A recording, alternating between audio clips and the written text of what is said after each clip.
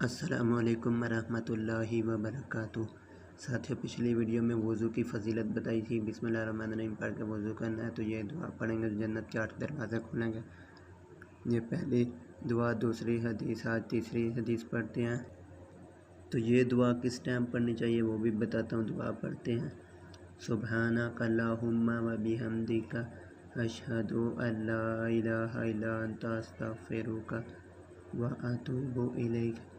تو کسی مجلس میں بیٹھے ہوں یا باتیں کر رہے ہوں، 2-3 لڑکے آپس میں جن کی دنیاوی، تو جب اٹھیں تو یہ دعا پڑھیں: سبحانک اللہم و بحمدک اشہد ان لا الہ الا انت استغفرک و اتوب الیک۔ یہ 3 بار پڑھنی ہے، اللہ سے معافی مانگنی۔ تو نیچے لکھا ہوا ہے کہ بعض حدیثوں کی روح سے وضو کے بعد کی دعاؤں کو آسمان کی طرف نظر کر کے کوئی بات کرنے سے پہلے پڑھنا چاہیے، مطلب کسی سے بات کرنے سے پہلے پڑھنی چاہیے۔ تو آج کی ویڈیو اچھی لگے تو لائک اور شیئر کریں، جو پڑھیں گے ثواب ملے گا آپ کو بھی، مجھے بھی۔ تو اپنے ساتھی سے بشیر کو اجازت دیں، ملیں گے نیو دعا اور ویڈیو کے ساتھ۔ اللہ حافظ۔